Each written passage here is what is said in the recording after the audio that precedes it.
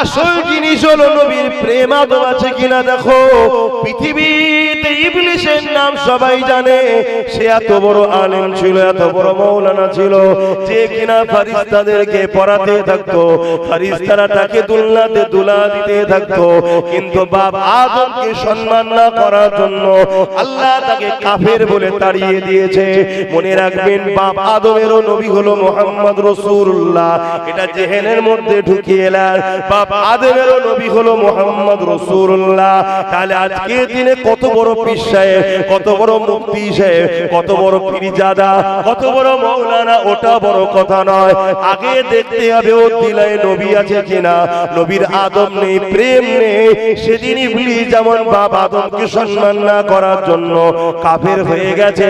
আমার নবীর জুতা মোবারক কেলিও যদি কেউ বিয়াদবি করে সে কাফের হয়ে যাবে, কারণ ওটা হুজুরের জুতা মোবারক, ওটা হুজুরের নালাইন শরীফ, হুজুরের কদম থেকেছে। তাই মনে রাখবেন, নামাজ পড়তে হবে, রোজা রাখতে হবে, হজ করতে হবে। কিন্তু আল্লাহ নবী জানিয়ে দিলে এ দুনিয়ার মানুষেরা আখিরি জামানাতে মসজিদ ভর্তি নামাজি থাকবে, একটাও ইমানদার থাকবে না। তাই নবী আমার জানিয়ে দিলেন, আখিরি জামানাতে ৭৩ দলে বিভক্ত হয়ে যাবে। আমার উম্মত দাবিদাররা সবাই বলবে আমরা নবীর উম্মত, সবাই বলবে আমরা কোরআন মানি, সবাই বলবে আমরা হাদিস মানি, সবাই বলবে আমরা আল্লামা, সবাই বলবে আমরা মুফতি, সবাই বলবে আমরা বড় এলেম, সব থাকবে। কিন্তু ৭৩ দলের মধ্যে ৭২টা দল জাহান্নামী হয়ে যাবে। আল্লাহ নবী সতর্কবাণী করে দিয়ে যাচ্ছে। সাহাবা হুজুররা বলতে লাগলেন, ইয়া রাসূলুল্লাহ, হাবিবাল্লাহ, ওই ৭২ দলে কি নামাজ থাকবে না? আল্লাহ নবী বললেন থাকবে। রোজা থাকবে না? হ্যাঁ থাকবে। হজ থাকবে না? হ্যাঁ থাকবে। দান খয়রাত থাকবে না? হ্যাঁ থাকবে। ৭২ দলেরই নেতৃত্ব দেবে উলামারা, এরপরও তারা জাহান্নামী হয়ে যাবে। ইয়া রাসূলুল্লাহ, হাবিবাল্লাহ, কারণটা কি হবে? কারণ কি হবে? আল্লাহ নবী জানিয়ে দিলে, এ বাবা সাহাবারা, তাদের ইলম থাকবে, নামাজ থাকবে, রোজা থাকবে, কুরআন তিলাওয়াত করবে, কিন্তু হুলকুনিদের সিনায় ঢুকবে না। সব থাকার পরও জাহান্নামী হয়ে যাবে। কেননা তাদের অন্তরে, তাদের কলবে, তাদের হৃদয়ে আমি রাসূলুল্লাহ, আমার প্রেম ও আদব থাকবে না, আমি নবী আমার হাইয়া থাকবে না। এই জন্য আল্লাহ তাদের নামাজ, তাদের রোজা, তাদের তেলাওয়াত, তাদের ইলমকে কিয়ামতের দিনে তাদের মুখে ছুঁড়ে মারবে, মেরে বলবে, যা জাহান্নামে যা, যার জন্য আমি আল্লাহ কায়নাত বানালাম। আমার রাসূলের যখন হতে পারলি না, আমার বন্ধুকে যখন প্যার করতে পারলি না, আমার ভালোবাসার যখন হতে পারলি না, আমি আল্লাহ তোদের নয়, তাদেরকে জাহান্নামী করে দেবে। এ যুবকেরা, গুনার মাপ আছে, বেঈমানের মাপ নাই, অন্যায়ের মাপ আছে, রাসূলুল্লাহ দুশমনের মাপ নাই। এই উলামার কাছে যেতে হবে, আলেমের কাছে ভালোবাসায় যেতে হবে, আলেমদের কাছে বসতে হবে, নামাজি রোজাদার হতে হবে, হজ করতে হবে, আল্লাহর ওলিদের কাছে যেতে হবে, সবটাই করতে হবে। কিন্তু একটা মাপ কাটিতে আগে মেপে নিতে হবে। যেমন স্বর্ণকারের কাছে গেলে সোনা অরিজিনাল না ডুপ্লিকেট জানার জন্য আপনাকে কোষ্টি পাথর লাগবে, ঠিক এই আলেমটা মুমিন না মুনাফিক, এই মুসলমানটা মুমিন না মুনাফিক, এই পীরটা মুমিন না মুনাফিক, এই পীরজাদাটা মুমিন না মুনাফিক, এটা চেনার জন্য আপনাকে মুহাম্মদ রাসূলকে নিয়ে আসতে হবে। অর্থাৎ তার অন্তরে, তার কলবে, তার হৃদয়ে, তার ওয়াজের মাহফিলে, তার আলোচনার মাহফিলে, তার উঠা বসাতে সে রাসূলুল্লাহকে কতটা গুরুত্ব দিচ্ছে, নবীর আলোচনা কতটা করছে, নবীর যখন কথা বলে তার ভাষা জ্ঞানটা কেমন আছে দেখতে হবে। সেই নবীকে আমাদের মতো বলছে কিনা, ভিখারি বলছে কিনা, মরে গেছে বলছে বলছে কিনা, শাফাআত করতে পারবে কিনা বলছে কিনা, এই বিষয়গুলো আমাদেরকে খেয়াল করতে হবে। যখনই যারা পরিমাণ দেখবে তার ভাষার মধ্যে নবী সম্বন্ধে গুস্তাখি পাওয়া যাচ্ছে, নবীকে খাটো করা হচ্ছে, সাধারণ লোকের ভাষার মতো নবীর সঙ্গে ভাষা ব্যবহার করছে, মনে রাখবেন ও দাড়ি সুরাতে, টুপি সুরাতে, আলেম সেজে, মুফতি সেজে, ও কিন্তু ইসলামের দুশমনদের টাকা নিয়ে আমাদেরকে বেঈমান করতে নেমেছে। ও একটা পাক্কা বেঈমান কাফের, ওর থেকে দূরে সরে যেতে হবে, না হয় ওর কাতারে ৭২ দলে জাহান্নামে যেতে হবে। শুনছেন তো নাকি? এই শুনছেন তো? আচ্ছা বলুন, এই যে আলোচনাগুলো করছি আপনাদের কোনো অসুবিধা হচ্ছে? অনেক উলামা আছে প্লেন ওয়াজ করে, অনেক উলামা আছে প্লেন ওয়াজ করে, ব্যালেন্স রেখে ওয়াজ করে না। বাবা, নবীর পক্ষ খুব ভাবে যাবার দরকার নেই, আর নবীর বিরোধীদেরও দুশমনি করা কথা বলছে না। ও পেটের জন্য এসেছে হারাম করে, ও হারাম করে পেটের জন্য এসেছে, হক কথা বলবে না। একজনের নাম আবু বকর সিদ্দিক, আর একজনের নাম আব্দুল্লাহ ইবনে উবাই, একজনের নাম সিদ্দিক আকবর, আর একজনের নাম হলো আব্দুল্লাহ ইবনে উবাই, একজনের নাম ফারুক আজম, আর একজনের নাম জুলখায়সারা তামিমি, একজনের নাম মাওলা আলী শেরে খোদা, আর একজনের নাম আব্দুল্লাহ ইবনে উবাই, একজনের নাম উসমান গনি জুন্নুরাইন, আর একজনের নাম হলো জুলখায়সারা তামিমি। এদের দুজনের মুখেই দাড়ি ছিল,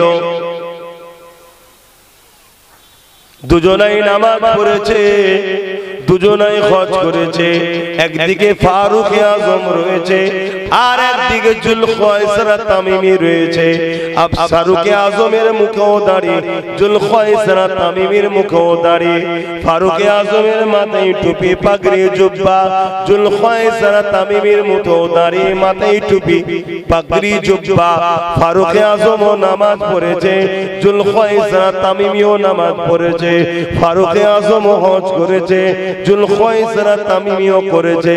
ফারুক আজম আল্লাহ নবীর কাছে এসেছে, নবী এলান করেছে, ওয়াজ করেছে, ফারুক আজমও শুনেছে, জুলখায়সারা তামিমিও শুনেছে।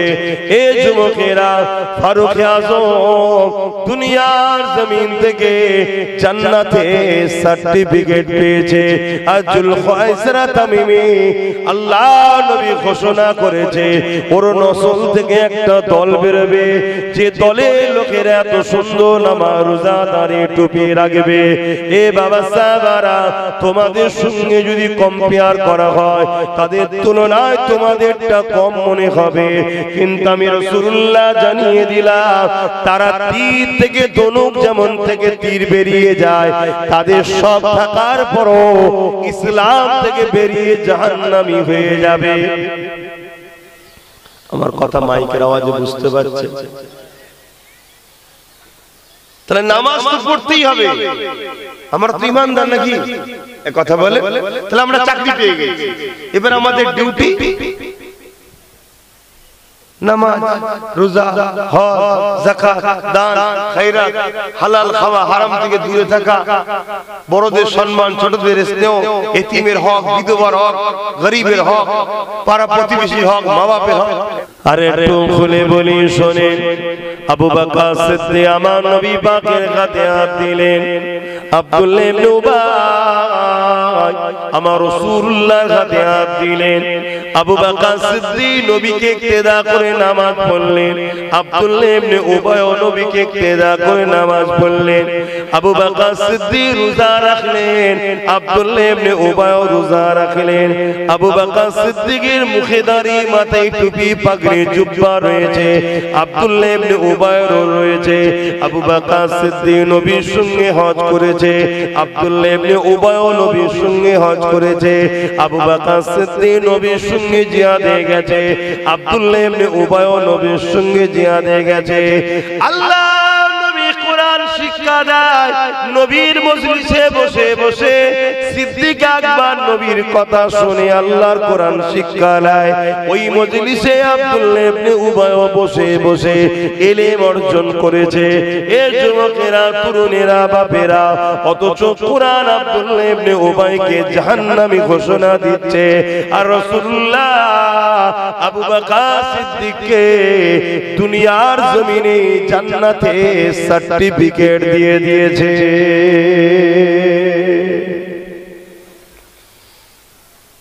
কি বুঝছে?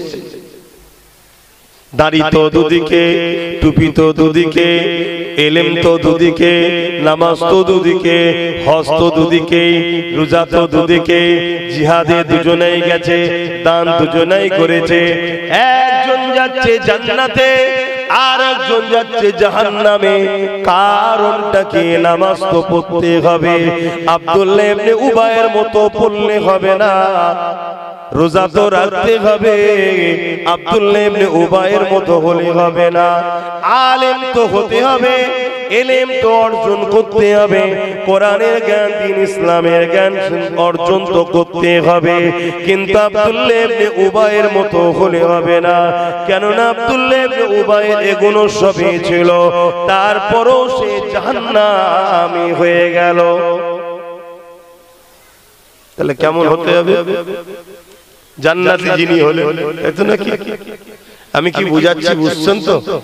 আপনারা আম মানুষ, সরল প্রাণ মানুষ, মাঠে চাষবাস করে খান। ধর্মীয় মাহফিল করে যদি কাফের হয়ে যান, ধর্ম মাহফিল বন্ধ করে দেওয়া দরকার। কেন আজ সমাজে গোস্তাকে রসুল ইসলামের দুশমনরা বেরিয়েছে, যারা বক্তা সেজে, মৌলী সাহেব সেজে, নামাজি সেজে, দাড়ি সেজে, টুপি সেজে এই আব্দুল্লাহ ইবনে উবাই ঘুরছে। তাই আমি আলোচনাটা শুরু করছি। আপনাদের বুঝতে অসুবিধা হচ্ছে কি? একটু বলবেন। আপনারা আমার বাপ সমতুল্য মানুষ বসে আছেন, কারোর সঙ্গে আমার ব্যক্তিগত কোনো ঝগড়া আমি মিটাচ্ছি না। মনে রাখবেন, ব্যক্তিগত কথা বলার জায়গা এটা নয়। এখানে কথা হবে জিনার মেম্বার তিনার জন্য। এটা মেম্বারে নবাবী, এটা রাসূল পাক সাল্লাল্লাহু আলাইহি ওয়াসাল্লামের মেম্বার। এখানে নবীর পক্ষে যারা কথা বলতে পারে তাদেরই বলা দরকার, তাদেরই উঠা দরকার। আমার দল চলে যাচ্ছে, আমার গ্রুপ ভেঙে যাচ্ছে, আমার মৌলী সাহেবকে এই বলেছে, আমার মুফতিকে এই বলেছে, ওর জন্য ডিফেন্স করার জায়গা এটা নয়। তো আর এই জায়গাটায় বাদ দিয়ে তুমি যেখানে খুশি ডিফেন্স করো না। তুমি নাম দিয়েছো ইসলামী মাহফিল, কোরআনের মাহফিল, দ্বীনের আলোচনার মাহফিল, মেম্বারে নবাবীর নাম দিয়ে, আর সেখানে তুমি তোমার নাম করছো, তোমার দলের লিডারের নাম করছো।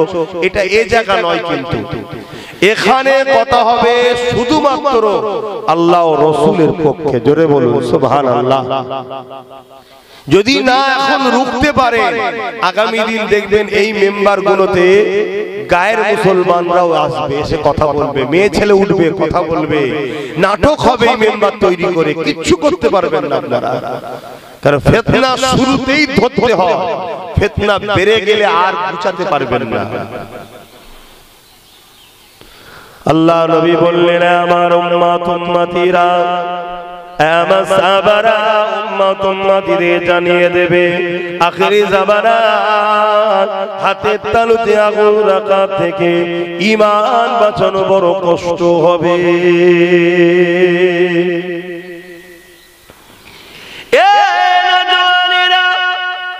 আজ হালকা বয়সে কেউ গুনাহ করছে, হালকা বয়সে ছেলেরা একটু ভুলভাল করে ফেলছে, কেউ যাত্রা, কেউ সিনেমা, কেউ গান, কেউ এমন করে অন্য অন্য গুনাহ করে ফেলছে।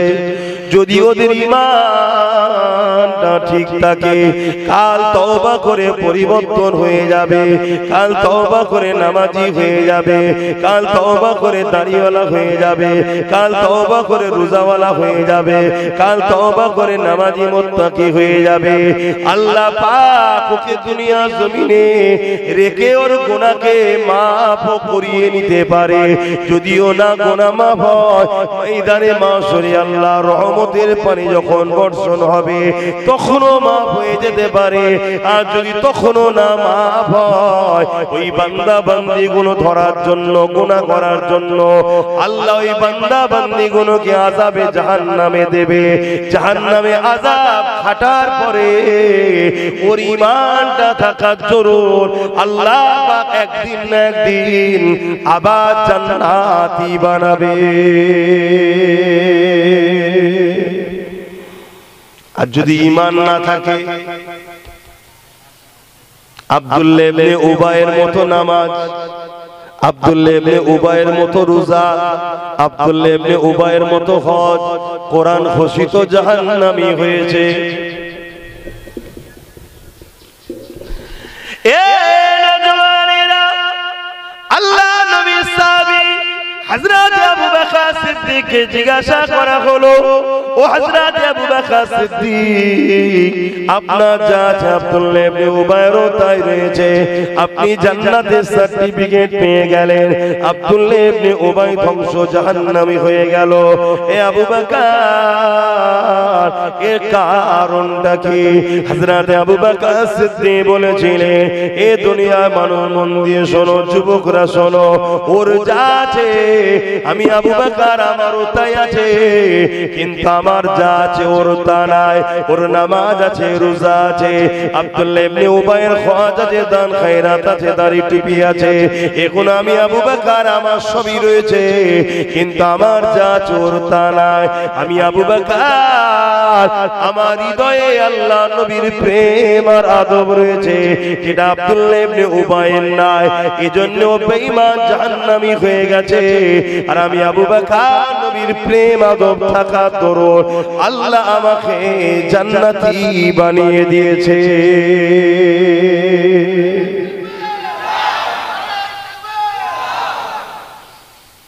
নামাজ, রোজা, দাড়ি, টুপি, হজ সব ছিল, এমনকি নবীকে ইক্তেদা করে নামাজ পড়েছে। আবার মানে নবী পাক সাল্লাল্লাহু আলাইহি ওয়াসাল্লাম ইমাম আর পিছনে মুক্তাদি আব্দুল্লাহ ইবনে উবাই। নবী পাক সাল্লাল্লাহু আলাইহি ওয়াসাল্লামের সাথে জিহাদে গেছে। ভাবছেন আপনারা, আব্বা জানরা ভাবছেন তো নাকি? তারপরও জাহান্নামে যাচ্ছে কেন? শুধু এই জিনিসটা নাকি ওর দিলে নবীর প্রেম আর আদব ছিল না।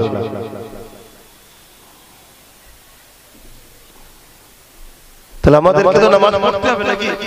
কথা বলুন। আজ নবীর প্রেম আদব না থাকে, এটা সরাসরি দিচ্ছেন না কেন? আমি সবাইকে জিজ্ঞেস করছি, নবীর প্রেম আদব যদি না থাকে, নামাজ পড়ে কামিয়াবি হবে? রোজা রেখে, হজ করে, দাড়ি রেখে, টুপি পরে, মুফতি হয়ে, মাওলানা হয়ে পীর দাবি করেও কামিয়াবি আছে? কামিয়াবির মূল মন্ত্র কি? মুহাম্মদ রাসূলের প্রেম ও আদব। জোরে বলুন সুবহানাল্লাহ। নবীর প্রেম আদব আছে, পাঁচ ওয়াক্ত নামাজ পড়েছে, জান্নাতে মাকাম পাবে। কেউ তাহাজ্জুদ করেছে, তার সাথে আরেকটু উঁচু মাকাম পাবে। কেউ কোরআন তেলাওয়াত করেছে, আরেকটু উঁচু মাকাম পাবে। কেউ দান খায়রাত করছে, নফল যাকাত দিবার পরও দান খায়রাত করছে, আরো উঁচু মাকাম পাবে। শুনছেন তো নাকি? আর নবী যদি না থাকে? এবারে একটা কথা বলি শোনেন, জাবানার মুজাদ্দিদ দাদা হুজুর পীর কেবলাকে আপনারা মানেন তো নাকি? কি গো, মানেন তো? নতুন কোন মুজাদ্দিদ ধরেন না তো? দেখবেন আখিরি জামানা নতুন নতুন সব মেহেদি বেরোচ্ছে। অনেকে দাবি করছে আমি নাকি ইমাম মেহেদি। এই দাবি করছে না, করেন? আরে আজকাল দিনে পয়সা ছাড়লে না ওরকম কত ভাড়াটিয়া পাওয়া যাবে চতুর্দিকে। চায়ের দোকানে বসে বলবি আব্বাস সিদ্দিকী, ওনার মতো পৃথিবীতে কোনো ভালো লোক আমার নজরে আর নেই। এর জন্য তোকে যদি দুটো চর খেতে তাও খাবে, মাস গেলে 10,000 টাকা মাইনে দেবে। মার খাবে না? খাবে না? কথা বলছো না? এক প্লেট বিরিয়ানির জন্য মার খাই যারা, 10,000-এর খবর শুনলে মার খাবে না? তো এইরকম সমাজে বেরিয়েছে, বাজার মাই ঘুরে বেড়াচ্ছে, বলছে মেহেদি বেরিয়েছে। নাউজুবিল্লাহ বলে। ইমাম মেহেদী সাল্লাম বাহির হবে কাবা শরীফ তওয়াফ করতে করতে, ওইখানে কাবাতে জাহির হবে। জোরে বলুন সুবহানাল্লাহ। না ভারতে জাহির হবে, না পাকিস্তানে জাহির হবে, কোন জায়গায় জাহির হবে না। নবী পাক সাল্লাল্লাহু আলাইহি ওয়াসাল্লামের হাদিস অনুযায়ী মিলাতে হবে। তাহলে যদি মেহেদি দাবি করতে পারে তাহলে অন্য কিছু দাবি করার লোক বেরোতে পারে না পারে না? তাই আমি জিজ্ঞেস করলাম আপনারা দাদা হুজুরকে মুজাদ্দিদ বলে মানেন তো? দাদা হুজুর রাহমাতুল্লাহ আলাইহি ওসিয়াতনামার মধ্যে লিখছেন দাড়ি, টুপি, জুব্বা, পাগড়ি কেউ যদি তুচ্ছ তাচ্ছিল্য করে কাফের হয়ে যাবে। কি বললাম? টুপি পরেন কাফের বলেন, দাড়ি রাখেন কাফের বলেন, জুব্বা পরেন কাফের বলেন, ফাসেক। কি বলেছে? ফাসেক। কিন্তু কেউ দাড়ি, টুপি, জুব্বাকে নিয়ে তুচ্ছ তাচ্ছিল্য করে তাহলে সে কি হবে? আরে আমার মুজাদ্দিদ বলছে, আমাদের মুজাদ্দিদ বলছে, মানবেন না মানবেন না? মুজাদ্দিদের কথা মানা কোরআনের কথা, মুজাদ্দিদের কথা মানা হাদিসের কথা। নবী বলেছেন মাইজাদ্দিদু লাহা দীনাহা, দ্বীনের জন্য নবী আর আসবে না, এবারে মুজাদ্দিদ আসবে, তাকে মানতে হবে। জোরে বলুন সুবহানাল্লাহ। কোরআন বলছে উলিল আমরি মিনকুম, উলিল আমরকে তোমরা মানো। পুরপুরের হযরত উলিল আমর ছিলেন। জোরে বলুন সুবহানাল্লাহ। তিনি বলছেন, তলায় ব্যাখ্যা দিচ্ছে যে কেন এগুলোকে তুচ্ছ তাচ্ছিল্য করলে কাফের হবে। উনি বলছেন এগুলো হলো নবীর পছন্দ। এগুলো কি বলছে বলুন? দাড়িটা কার পছন্দ? আপনারা দাড়ি রেখেছেন কেন? নবী সুন্নাত, তবে নবীর পছন্দ ছিল, নবী রাখতেন। টুপি করেছেন কেন? নবী পড়তেন। জুব্বা পড়তেন কেন? নবী পড়তেন। পাগড়ি পরে কেন? নবী পড়তেন। তাহলে নবীর পছন্দ। হে যুবক, তোমার নবীর মুখে দাড়ি ছিল, তোমরা রাখো, রাখবে। তোমার নবী টুপি পরতো, তোমরা টুপি পরবে। সবসময় পড়তে না পারো, কাজ কারবে থাকো, কমসে কম নামাজের সময় মাহফিলে একটু সেজে গুজে সে বসবে। তোমার নবীর সুন্নাত তো, নবী পছন্দ করতো, এটা তোমার পছন্দ হওয়া দরকার আছে না? না, প্রত্যেকে জুব্বা তৈরি করবে, একটা কমসে কম করে রাখবে, ঈদ বকরা ঈদের নামাজ পড়বে, মাহফিলে এসে বসবে, পড়ে আসবে, দেখতে ভালো লাগবে। বলুন সুবহানাল্লাহ। তো ভাইরা আমার, তা হুজুরের পছন্দকে তুচ্ছ তাচ্ছিল্য করলে যদি কাফের হয়, আর হুজুরকে নিয়ে কেউ তুচ্ছ তাচ্ছিল্য ভাষা বলে, সন্দেহ হচ্ছে কারো? বলতে ভয় লাগছে? এখন তো আবার আরেক দল বেরিয়েছে, তারা আবার আপনাদের ঘরে বলবেন এত কাফের কাফের কাফের কাফের কাফের কাফের বলার কি দরকার? তোর মাথায় লাগে না, তোর গায়ে লাগছে কেন? তোর গায়ে লাগছে কেন? আচ্ছা বলুন তো ভাই, আব্বাকে কি বলে ডাকেন আপনারা? একটু সরাসরি দেন, আব্বাকে কি বলে ডাকেন? আর ভাইকে, মাকে, বোনকে, দাদাকে, দাদাকে কি বলে ডাকেন? দাদা বলে ডাকেন। তো যা মোমেনকে কি বলে ডাকবেন? মোমেন মুসলমানকে কি বলে ডাকবেন? মোমেন মুসলমান। অমুসলিমকে কি বলবেন? অমুসলিম গায়ের কম। কাফেরকে কি বলবেন? তো অ্যালার্জি কিসের? এটা অ্যালার্জি কিসের? না, কুফরি করবে সমস্যা নাই, আমাকে কাফের বলবি না। চুরি করবে সমস্যা নাই, চোর বললে সমস্যা। কথা কিছু বুঝছেন? খুব গায়ে লাগে কাফের বললে। আল্লাহ পাক কোরআনের মধ্যে জানিয়ে দিলেন, এ দুনিয়ার মানুষেরা, আমি আল্লাহ তোমাদেরকে জানিয়ে দিলাম, এ ঈমানদারেরা, তোমরাও সাবধান হয়ে যাও, তোমাদের গলার আওয়াজ যেন আমার রাসূলুল্লাহর গলার আওয়াজের উপরে না উঠে যায়। তোমরা কথা বলছো, কথাকে আস্তে আস্তে বলো, আওয়াজকে নবিয়ে নবিয়ে বলো। আমার নবীর গলার আওয়াজের উপরে যদি কারো কণ্ঠের গলার আওয়াজ উঠে যায়, আমি আল্লাহ তার আমলকে সব বরবাদ করে দেব। কেউ 60 বছর রোজা রেখেছে, কেউ 60টা হজ করেছে 60 বার, কেউ 100টা মাদ্রাসা বানিয়েছে, 100 মসজিদ বানিয়েছে। ভালো কাজ না খারাপ? পরনাই জুব্বা, পাগড়ি, টুপি, দাড়ি, ইলম অর্জন করেছে, বুখারী পড়ায়, মুসলিম পড়ায়, তাফসীর পড়ায়, বিরাট বড় মুহাক্কিক, আলেম, মুফতি, মুহাদ্দিস, বড় আল্লামা, বড় পীর, বড় শায়েখ, সব কিছু লাকাব সবই রয়েছে, দান খায়রাত সবই রয়েছে। কিন্তু একবার এক মুহূর্তের জন্য আমার নবীর কণ্ঠের আওয়াজের উপরে যদি আওয়াজ চলে যায়, আল্লাহ বলছে তোর 60 বছরের নামাজ, রোজা, দাড়ি, টুপি, মুফতি, মাওলানা, হজ, যাকাত সব আমি আল্লাহ বরবাদ করে দিলাম। কেননা নবীর কণ্ঠের উপরে আওয়াজ দেওয়া হলো বিয়াদব, বিয়াদবের ঈমান থাকে না, বেঈমানের আমলের কোনো দামও নাই। শুনছেন? আমি কি ওয়াজ করছি বুঝাচ্ছি, বুঝছেন? কেন আপনারা আম মানুষ, আপনারা জলসা দেখলে ছুটে ছুটে যান, এটা আপনাদের ভালো লক্ষণ, খারাপ নয়। কেন যাবেন না? আল্লাহর কথা হবে, নবীর কথা হবে, শুনবেন না? শোনা তো দরকার। গেলে গুনাহ মাফ হয়, নেকি হয়, সুবহানাল্লাহ বলবেন, দরুদ শরীফ পড়বেন, তাই ছুটে ছুটে যান। যাওয়াটাকে খারাপ বলছি না, কিন্তু আপনাদের এই সরল প্রাণ নবীর প্রেম, আল্লাহর প্রেমটাকে ধ্বংস করার জন্য ইসলাম বিদ্বেষীদের অর্থে একদল দাড়ি টুপি সুরাতে মুনাফিক বক্তা বেরিয়েছে, যারা ওই মাহফিলে আমার নবীকে ছোট করে আলোচনা করে। আর আপনি চুপ করে বসে শুনছেন। মাওলানা সাহেব দেখো কত সুন্দর কোরআন পড়ছে রে, কত সুন্দর হাদিস পড়ছে রে, কত সুন্দর মুসা নবীর কথা বলছে, দেখ কোরআনের আয়াত দিয়ে বলছে, ঈসা নবীর কথা বলছে, সুলাইমান নবীর কথা বলছে, দেখ দেখ দেখ কত সুন্দর ওয়াজ করছে। আর টুক টুক করে ওর মধ্যেই বলে দিল ঈদে মিলাদুন নবী করা যাবে না। শুনছেন না? শুনেন? এটা মূলত ওই বেঈমানের রাগ আমার নবীর উপর। কেন? ওদের আকীদা হলো নবী 40 বছর বয়সে নবুয়ত পেয়েছে, তার আগে নবী তো নবীই ছিল না, তাহলে নবীর আলোচনা কেন করব? সে তো নবী নয়। শুনছেন তো নাকি? আর আমাদের আকীদা কি? আমাদের বলতে কোরআন, সাহাবা, আহলে বায়াত, ইমাম হাসান হোসেন, মাওলা আলী, সিদ্দিক আকবর, ফারুক আজম, উসমান গনি, আহলে সুন্নাত ওয়াল জামাতের আকীদা কি?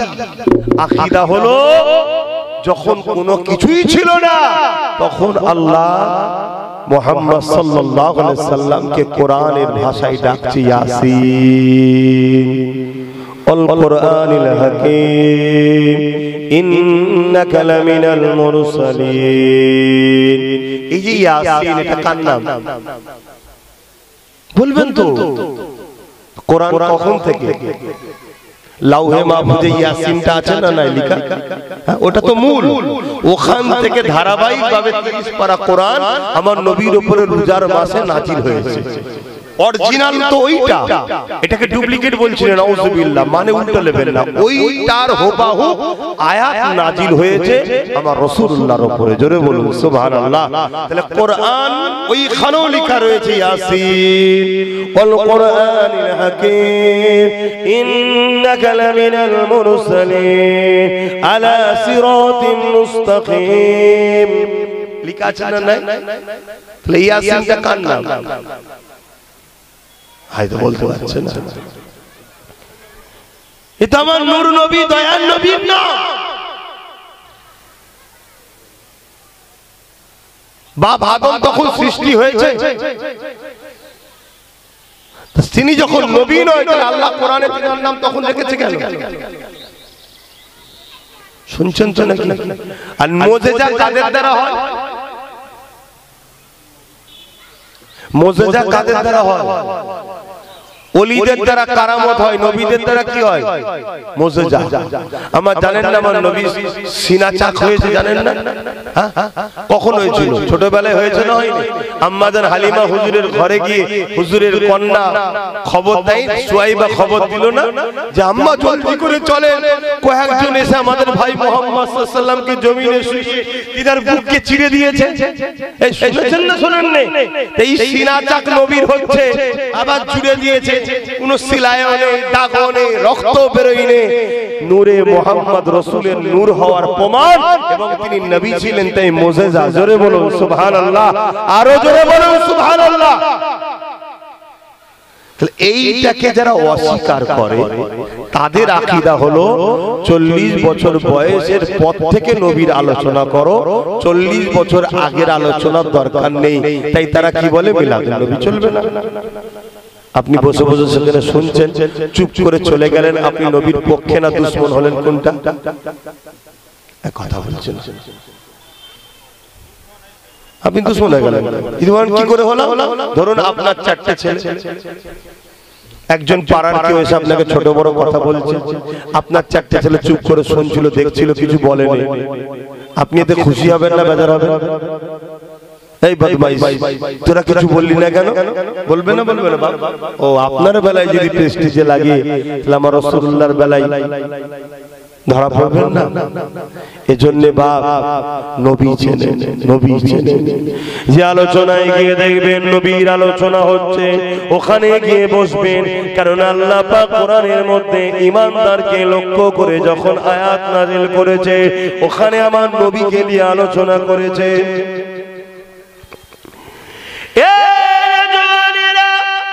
কত বড় মুফতি, কত বড় মাওলানা, এটা মাইনে রাখে না। আসল জিনিস হলো নবীর প্রেম আদব আছে কিনা দেখো। পৃথিবীতে ইবলিসের নাম সবাই জানে, সে এত বড় আলেম ছিল, এত বড় মাওলানা ছিল, যে কিনা ফেরেশতাদেরকে পড়াতে থাকতো, ফেরেশতারা তাকে দুলনাতে দুলা দিতে থাকতো। কিন্তু বাপ আদমকে সম্মান না করার জন্য আল্লাহ তাকে কাফের বলে তাড়িয়ে দিয়েছে। মনে রাখবেন, বাপ আদমেরও নবী হলো মুহাম্মদ রাসূলুল্লাহ। এটা জেহেনের মধ্যে ঢুকিয়ে এলেন, বাপ আদমেরও নবী হলো মুহাম্মদ রাসূলুল্লাহ। তাহলে আজকে দিনে কত বড় পীর সাহেব, কত বড় মুফতি সাহেব, কত বড় পীরজাদা, কত বড় মাওলানা, ওটা বড় কথা নয়। আগে দেখতে হবে ওর দিলায় নবী আছে কিনা। নবীর আদব নেই, প্রেম নেই। সেদিন ইবলিস যেমন বাপ আদমকে সম্মান না করার জন্য কাফের হয়ে গেছে, আমার নবীর জুতা মোবারককে নিয়েও যদি কেউ বিয়াদবি করে সে কাফের হয়ে যাবে। কারণ ওটা হুজুরের জুতা মোবারক, ওটা হুজুরের নালাই শরীফ, হুজুরের কদম থেকেছে। তাই মনে রাখবে, নামাজ পড়তে হবে, রোজা রাখতে হবে, হজ করতে হবে। কিন্তু আল্লাহ নবী জানিয়ে দিলে, এ দুনিয়ার মানুষেরা আখিরি জামানাতে মসজিদ ভর্তি নামাজি থাকবে, একটাও ঈমানদার থাকবে না। তাই নবী আমার জানিয়ে দিলেন, আখিরি জামানাতে 73 দলে বিভক্ত হয়ে যাবে। আমার উম্মত দাবিদাররা সবাই বলবে আমরা নবীর উম্মত, সবাই বলবে আমরা কোরআন মানি, সবাই বলবে আমরা হাদিস মানি, সবাই বলবে আমরা আল্লামা, সবাই বলবে আমরা মুফতি, সবাই বলবে আমরা বড় এলেম, সব থাকবে।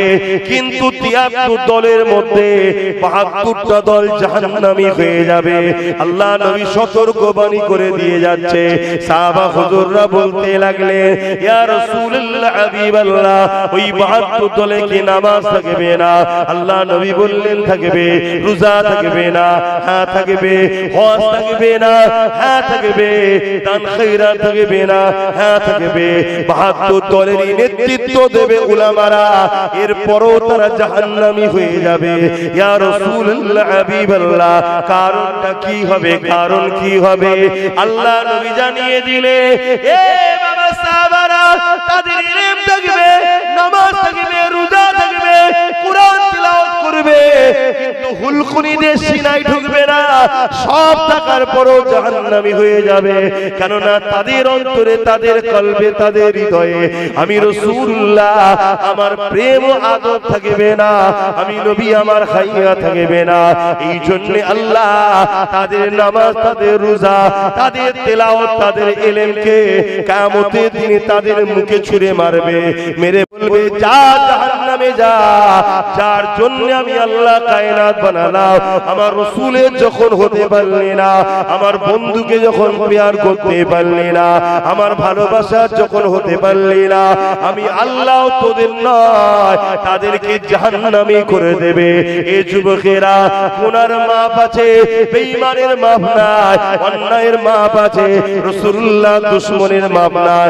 এই উলামার কাছে যেতে হবে, আলেমের কাছে ভালোবাসায় যেতে হবে, আলেমদের কাছে বসতে হবে, নামাজি রোজাদার হতে হবে, হজ করতে হবে, আল্লাহর ওলিদের কাছে যেতে হবে, সবটাই করতে হবে। কিন্তু একটা মাপকাঠিতে আগে মেপে নিতে হবে। যেমন স্বর্ণকারের কাছে গেলে সোনা অরিজিনাল না ডুপ্লিকেট জানার জন্য আপনাকে কোষ্ঠী পাথর লাগবে। ঠিক এই আলেমটা মুমিন না মুনাফিক, এই মুসলমানটা মুমিন না মুনাফিক, এই পীরটা মুমিন না মুনাফিক, এই পীরজাদাটা মুমিন না মুনাফিক, এটা চেনার জন্য আপনাকে মুহাম্মদ রাসূলকে নিয়ে আসতে হবে। অর্থাৎ তার অন্তরে, তার কলবে, তার হৃদয়ে, তার ওয়াজের মাহফিলে, তার আলোচনার মাহফিলে, তার উঠা বসাতে সে রাসূলুল্লাহকে কতটা গুরুত্ব দিচ্ছে, নবীর আলোচনা কতটা করছে, নবীর যখন কথা বলে তার ভাষা জ্ঞানটা কেমন আছে দেখতে হবে। সে নবীকে আমাদের মতো বলছে কিনা, ভিখারি বলছে কিনা, মরে গেছে বলছে কিনা, শাফাত করতে পারবে কিনা বলছে কিনা, এই বিষয়গুলো আমাদেরকে খেয়াল করতে হবে। যখনই যারা পরিমাণ দেখবে তার ভাষার মধ্যে নবী সম্বন্ধে গুস্তাখি পাওয়া যাচ্ছে, নবীকে খাটো করা হচ্ছে, সাধারণ লোকের ভাষার মতো নবীর সঙ্গে ভাষা ব্যবহার করছে, মনে রাখবেন ও দাড়ি সুরাতে, টুপি সুরাতে, আলেম সেজে, মুফতি সেজে ও কিন্তু ইসলামের দুশমনদের টাকা নিয়ে আমাদেরকে বেঈমান করতে নেমেছে। ও একটা পাক্কা বেঈমান কাফের, ওর থেকে দূরে সরে যেতে হবে, না হয় ওর কাতারে ৭২ দলে জাহান্নামে যেতে হবে। শুনছেন তো নাকি? এই শুনছেন তো? আচ্ছা বলুন, এই যে আলোচনাগুলো করছি আপনাদের কোনো অসুবিধা হচ্ছে? অনেক উলামা আছে প্লেন ওয়াজ করে, অনেক উলামা আছে প্লেন ওয়াজ করে, ব্যালেন্স রেখে ওয়াজ করে না। বাবা, নবীর পক্ষ খুব ভাবে যাবার দরকার নেই, আর নবীর বিরোধীদেরও দুশমনি করা কথা বলছেন। ও পেটের জন্য এসেছে হারাম, ও হারাম খোর পেটের জন্য এসেছে, হক কথা বলবে না। শুনছেন না? শোনেন, এরকম সমাজ আছে না? না, হ্যাঁ, খুব ভালো করে আমার কথা শোনেন। যদি বলেন ও বলে নে, ও বলে নে, ও বলে নে, ও বলে নে, ও বলে নে, কে বলছে না বলছে দেখার দরকার নেই। আপনি আমার আব্বা হন, হ্যাঁ কি না? আপনার পরিবার যারা মুরব্বী আছে, আমার মা হয়, হ্যাঁ কি না? আপনার যারা বসে আছে সন্তান, যুবক বোন আর পর্দার আলে বোন বোন, আমার ভাই বোন হয়, হ্যাঁ কি না? দাদা হুজুরের যদি মুরিদ হয় তাহলে আপনারা আমাদের পীর ভাই, পীর চাচা, তাহলে আমাদের দায়িত্ব আপনাদের ঈমানকে বাঁচাবার জন্য যেমন নিজের ছেলেকে বুঝান, বাবা পুকুরের ধারে যাস না, ডুবে যাবি, কুকুরের কাছে যাস না, কামড়ে নেবে, সাপের কাছে যাস না, ছবল মারবে, এটা খাস না, পচা খাবার পেটের খারাপ হবে, প্যাকেট জাতীয় খাবার খাবি না, লিভার নষ্ট হবে, মদ খাস না, বাবা আল্লাহ রাসূল অখুশি হবে, বলেন না? বলেন না? তা আমারও দায়িত্ব আমার আব্বা, আমার মা, আমার ভাই, আমার বোনকে বুঝিয়ে দেওয়া, নবীর সম্বন্ধে চুল পরিমাণও যদি কেউ ছোট বড় কথা বলে জেনে নিও, কাফের বক্তার কাছে যাওয়া যাবে না। খুব ভালো করে শুনুন, ভালো করে শুনেন। আপনার কাছে যদি আব্বাস সিদ্দিকী নবীর থেকে আগে হয়ে যায় তাহলে আমার ওয়াজ ভুল লাগবে। আর আপনার কাছে যদি আব্বাস সিদ্দিকীকে ভালোবাসি, আব্বাস নবীর গোলামি করছে তাই, তাহলে আমার ওয়াজটা আপনার বুঝার আছে। শুনছেন তো নাকি? কোন সিদ্দিকী, কোন পীর সাহেব আগে নয়, আমাদের কাছে আগে হলো আমিনার লাল। জোরে বলুন সুবহানাল্লাহ। অর্থাৎ আমিনার লালের সঙ্গে কেউ যারা পরিমাণ বিয়াদবি করলে সেখানে আর সম্পর্ক থাকতে, সেটা আমার বাপও হয়, মাও হয়, আর সম্পর্ক রাখতে আমি পারছি না, কেন আপনি আমার আল্লাহর বন্ধুর সঙ্গে বিয়াদবি করেছেন। আর কথা নেই, কথা ক্লিয়ার? কিন্তু আজকে উল্টো জিনিস হচ্ছে। আজকে জিনিস হচ্ছে কি, আমার আব্বাস সিদ্দিকী, আমার মুফতি সাহেব, আমার মাওলানা সাহেব, আমার হুজুর। আরে বোকা, তোর হুজুর, মাওলানা, মুফতি, আব্বাস কাফের, ভুল কথা ফতোয়া দিয়ে বেঈমান হয়ে গেছে কি দেখতে হবে না? নবীর শানে গুস্তাখি করে শেষ হয়েছে কি দেখতে হবে না? না, তিনি তো মাদ্রাসা তৈরি করে, তিনি তো মসজিদ বানায়, তিনি তো নামাজ পড়ে, তিনি তো হজ করে, তিনি তো দান খায়রাত করে। এগুলো ঈমানের সঙ্গে কোনো সম্পর্ক নয়, এগুলো তো আমলের ব্যাপার। এ যুবকেরা, ঈমানের সম্পর্ক হলো আমার রাসূলুল্লাহর প্রেম ও আদবের ব্যাপার। মনে রাখবেন, আজকে ইসলামকে মিটাবার জন্য পৃথিবী জুড়ে ষড়যন্ত্র চলছে। কোটি কোটি ডলার টাকা খরচ করে মসজিদ তৈরি করা হচ্ছে, কোটি কোটি ডলার টাকা খরচ করে মাদ্রাসা তৈরি করা হচ্ছে। ওই মসজিদ, ওই মাদ্রাসাতে নামাজ আপনি পাবেন, রোজা আপনি পাবেন, হজ আপনি পাবেন, দাড়ি আপনি পাবেন, টুপি আপনি পাবেন, অর্থাৎ আমল আপনি পাবেন। কিন্তু আগে আমল না, আগে ঈমান। অবশ্যই আগে ঈমান। ওই মসজিদ, ওই মাদ্রাসাতে নবীর পক্ষে কথা পাবেন না, নবীর মেরাজ নিয়ে আলোচনা পাবেন না, নবীর রিসালাত নিয়ে আলোচনা পাবেন না, নবী খাতমে নবী, খাতমান নবী নিয়ে আলোচনা পাবেন না। নবীর যে মেরাজ মুজিজা হয়েছিল, চাঁদ টুকরো করেছে, কোনোদিন শুনতে পাবেন না। সূর্যকে ডেকেছে, উঠে এসেছে, কোনোদিন শুনতে পাবেন না। কেননা ওই মসজিদ, ওই মাদ্রাসায় সব দেওয়া হয়, একটা জিনিসকে বিনিময়ে কেড়ে নেওয়া হয়, যেটার নাম হলো ঈমান। ঈমান যদি থাকে, আবু জেহেলের সংখ্যা 1000 তো কি হয়েছে, 313 জনে জিতে গেছে। ঈমান যদি থাকে, এমন করে সেলিবিয়াদের সংখ্যা 4 লক্ষ ছিল তো কি হয়েছে, সালাউদ্দিন আইবি 12,000-এ জিতে গেছে। আমার ভারতবর্ষে হতভাগা আকবর মুগলে আজম ছিল তো কি হয়েছে, এক মুজাদ্দিদ আল-ফেসানি জিতে গেছে। তাই এই মুসলমানকে শেষ করতে গেলে এদেরকে ঈমানটা নিয়ে নাও, কারণ ঈমান এমন একটা পাওয়ার, সংখ্যার মাইনে রাখে না। ঈমানদারকে আল্লাহ সাহায্য করে, কারণ ঈমানদার উপরে আল্লাহর রহমত হয়, তারা বেঁচে যায়, কামিয়াবি হয়ে যায়। তাই এদের ঈমানকে যতক্ষণ না মিটানো যাবে, এদেরকে যতক্ষণ মিটিয়ে দেওয়া যাবে না, তাই এদের মধ্যে থেকে ঈমানটা নিয়ে নাও। নবীকে চেনানো ভুলিয়ে দাও, নবী থেকে দূরে সরিয়ে দাও। নবী থেকে যদি দূরে সরে যাও, কোরআন নিয়েও তুমি কামিয়াবি নয়। যদি কোরআন নিয়ে কামিয়াবি হতে, আল্লাহ কি বোঝে না? তাহলে কোরআনই শুধু পাঠিয়ে দিতে পারতো, রাসূলটা কেন পাঠালো? আল্লাহ কি বোঝে না? আল্লাহ পাক অবশ্যই বোঝে। তাই কোরআনের প্রকৃত ব্যাখ্যা আমার মুহাম্মদ রাসূল দেবে। তাই আম্মা জান আয়েশা সিদ্দিকা রাদিয়াল্লাহু তাআলা আনহাকে সাহাবা হুজুররা জিজ্ঞাসা করলেন, ইয়া জান, আমার রাসূলুল্লাহ কেমন চিনতে পারেনি? আম্মা জান আয়েশা বললেন, কেন তোমরা কি 30 পারা কোরআন পড়ো না? আমার রাসূলুল্লাহ হলেন কানা খুলুকুল্লাহুল কোরআন, আমার নবীর জীবনীটা হলো 30 পারা কোরআন। আরো জোরে বলুন সুবহান।